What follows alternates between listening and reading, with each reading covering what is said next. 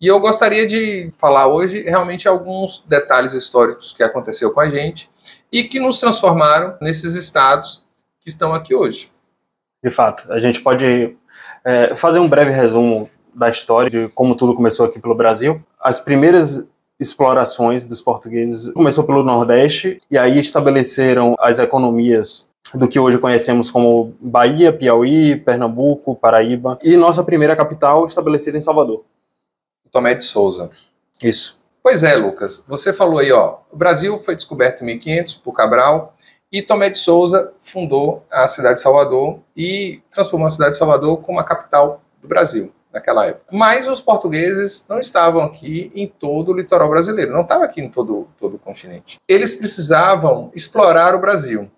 E nós sabemos que os portugueses, para poder explorar o Brasil, eles terceirizaram essa exploração, a princípio, através das capitanias hereditárias. Quais foram as capitanias hereditárias e por que elas foram as que mais foram rentáveis, as que mais desenvolveram? As principais capitanias hereditárias aqui do Nordeste foram Bahia e Pernambuco. Essas capitanias se desenvolveram graças, a princípio, à exploração do pau-brasil, que era comum aqui em todo o litoral do Brasil, e logo depois com a exploração do cana-de-açúcar.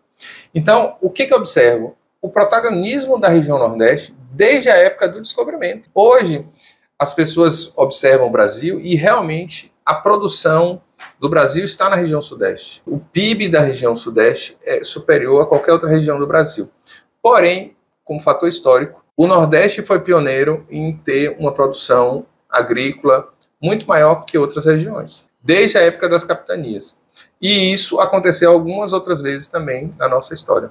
Uhum. Então tivemos uma grande exploração por parte dos portugueses via capitanias hereditárias, enquanto ainda éramos colônia. Tivemos nosso principal potencial de poder econômico levado para Portugal. E hoje temos a capital transferida para a região centro-oeste do Brasil. Ela passou pelo Rio de Janeiro, depois transferida para Brasília. Eu entendo que esse processo foi uma decisão tomada pela população brasileira também. Você acha isso? Eu tenho certeza. Porque, por serem descendentes de colonizadores europeus, eles procuraram um clima mais ameno para estabelecer a capital. E não só isso também, né? Nossa vegetação é muito mais interessante, dá muito mais colheitas na região Sudeste. Por causa da nossa seca do Nordeste, que é um problema histórico desde sempre, né? Então...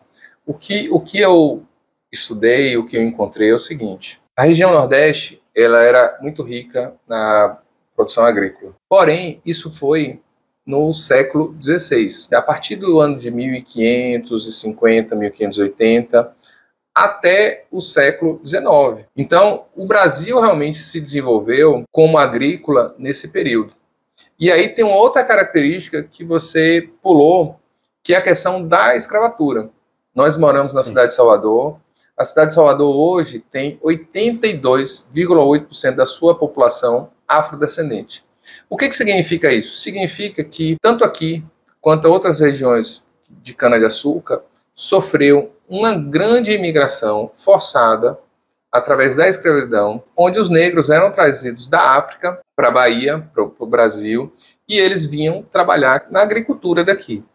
Na região Nordeste, o principal era cana-de-açúcar, na região Sudeste, principalmente, era a produção de café. E eles foram obrigados a trabalhar aqui. Então, esse é um momento histórico que realmente assim, nos deixa todos tristes, porque foi algo que marcou negativamente a fundação do Brasil. É algo que traçou um marco e transformou a nossa cultura, de uma cultura que poderia ser somente europeia, e miscigenou aqui o Brasil. O Brasil tem uma condição ímpar da mistura de 3 povos, 3 tipos de raça: o negro, o europeu e o índio. E nós aqui, principalmente da Bahia, quando a gente faz a análise, é 82,8% da população negra, porém, não significa que sejam negros. A grande maioria aqui é miscigenada. Eu me espantei quando eu fui em Portugal, e Portugal, em Lisboa, parece muito Salvador. Tem cidade alta, tem cidade baixa, as construções, tem elevador, tipo elevador Lacerda. Os nomes das ruas são muito parecidos. Os nomes das ruas. Porém, aqui a gente não vê grupo de pessoas negras. Aqui em Salvador a gente vê grupo de pessoas morenas, miscigenadas. Portugal sofreu uma grande migração de angolanos para Portugal. E a gente percebe que o negro angolano em Portugal, ele é diferente daqui da Bahia. Porque lá o cara é negro e negro. E aqui o nosso é miscigenado. E se nós pegarmos e fizermos uma análise de DNA de boa parte dos brancos daqui da Bahia, a gente vai perceber também que provavelmente a gente tem ancestrais ou indígenas ou negros na nossa população. Pelo menos meu avô era moreno do cabelo lisinho. Então, assim, de repente puxou um pouquinho de índio, entendeu? E tem algumas histórias na família. Em breve eu vou fazer minha análise de DNA. E aí talvez eu vou poder comprovar essa minha tese. Que aqui, assim, não é 82, é um número bem maior que esse... com certeza. É muito difícil, para não dizer que é impossível, encontrar uma família que não tenha nenhuma miscigenação com outros povos aqui no Brasil. Uma curiosidade a respeito da escravidão, Luciano, até hoje não encontraram uma rota comercial mais lucrativa do que a que os portugueses encontraram naquela época. É mesmo? Saía armas da Europa, eram enviadas para a África, e aí com essas armas as pessoas eram escravizadas, e aí esvaziava o navio de armas e enchia de escravos, trazia para o Brasil, descarregava os escravos, vendiam, voltava ouro e a matéria-prima do Brasil para Portugal. Então o navio estava sempre cheio e sempre lucrando a coroa portuguesa. Entendi. Então, até hoje a humanidade não encontrou uma rota comercial mais perversa e mais lucrativa que essa. O que o Lucas está falando é que existe um movimento de correntes marítimas que propicia os navios saírem para a África, da África para o Brasil e do Brasil para a Europa. Então os navios faziam esse círculo e nesse círculo fazia toda uma logística para poder... Agora eu não sabia que eram tão lucrativos. Até hoje ninguém conseguiu fazer nada melhor, ainda bem que acabou, né? Que consigamos de outra forma.